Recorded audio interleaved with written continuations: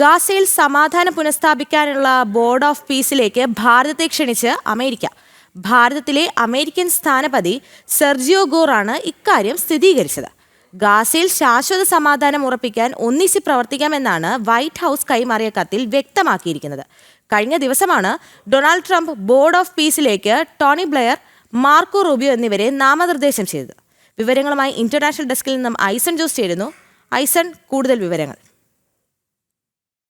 തീർച്ചയായും ഭാരതത്തിന്റെ ചില നിലപാടുകളുണ്ട്. അതായത് സമാധാനത്തിന്റെയും ബുദ്ധന്റെ സന്ദേശവാഹകരാണ് തങ്ങളുടെ ഭാരതമെന്ന് കൃത്യമായൊരു നിലപാട് ഭാരതം അന്താരാഷ്ട്ര വേദികളിലെല്ലാം തന്നെ അനുവർത്തിക്കുന്ന ഒരു സാഹചര്യമുണ്ട്. അല്ലെങ്കിൽ അമേരിക്കൻ പ്രസിഡന്റിനെ സന്ദർശിച്ച വേളയിലെല്ലാം തന്നെ പ്രധാനമന്ത്രി നരേന്ദ്രമോദി പ്രത്യേകം ഇക്കാര്യം എടുത്തു പറയുന്ന ഒരു സാഹചര്യം പോലുമുണ്ട്. ഈ ഒരു പശ്ചാത്തലത്തിലാണ് ഇപ്പോൾ നിലവിലെ ഗാസയിലെ സമാധാന പുനഃസ്ഥാപനവുമായി ബന്ധപ്പെട്ട് പ്രവർത്തിക്കേണ്ട ബോർഡ് ഓഫ് പീസിലേക്ക് ഭാരതത്തെ ക്ഷണിച്ചുകൊണ്ടുള്ള ഒരു നിലപാട് അമേരിക്കയുടെ ഭാഗത്തു നിന്നുണ്ടായിരിക്കുന്നത്.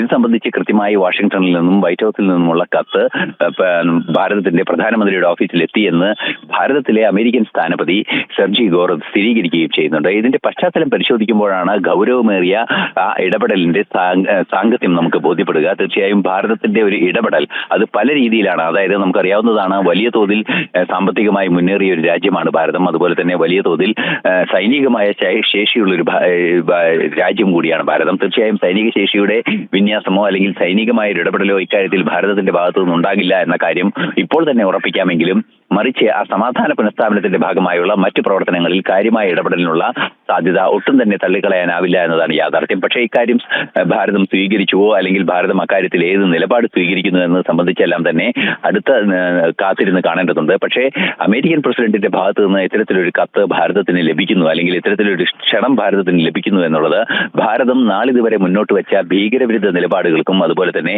ഭാരതം നാളിതുവരെ മുന്നോട്ട് വെച്ച സമാധാനത്തിന്റെ സന്ദേശത്തിനും ഒരു അംഗീകാരം, ലോകം നൽകുന്ന അംഗീകാരത്തിൽ ഏറ്റവും പ്രധാനപ്പെട്ടതായി തന്നെ നമുക്ക് പരിഗണിക്കാവുന്നതാണ്. എന്ത് തന്നെയായാലും നിലവിലെ സാഹചര്യത്തിൽ ഇത് സ്വീകരിക്കുന്നത് സംബന്ധിച്ച് ഔദ്യോഗികമായ തീരുമാനം വൈകാതെ ഉണ്ടാകുമെന്ന് തന്നെയാണ് പ്രതീക്ഷിക്കുന്നത്. സ്വീകരിക്കുകയോ വേണ്ടതുണ്ടോ അല്ലെങ്കിൽ അത് സ്വീകരിക്കാതിരിക്കേണ്ടതുണ്ടോ എന്ന് സംബന്ധിച്ചുള്ള ധാരണയിലെല്ലാം തന്നെ എത്തേണ്ട ഒരു പശ്ചാത്തലം വൈകാതെ തന്നെ ഉണ്ടാകുമെന്നാണ് പ്രതീക്ഷിക്കുകയും ചെയ്യുന്നത്.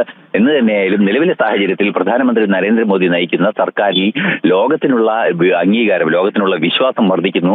സമാധാന പാലനത്തിൽ ഭാരതം മുന്നോട്ട് വെച്ച മഹത്തായ ആശയങ്ങളെ ലോകം അംഗീകരിക്കുന്നു. പ്രധാനമന്ത്രി നരേന്ദ്രമോദിയിൽ പ്രതീക്ഷ അർപ്പിക്കുന്നു എന്നതിനെ ഏറ്റവും പുതിയ സാക്ഷ്യമായി തന്നെ നമുക്ക് ഈ സന്ദേശത്തെയും ഈ ക്ഷണത്തെയും കണക്കാക്കാവുന്നതാണ്. ദുർഗ.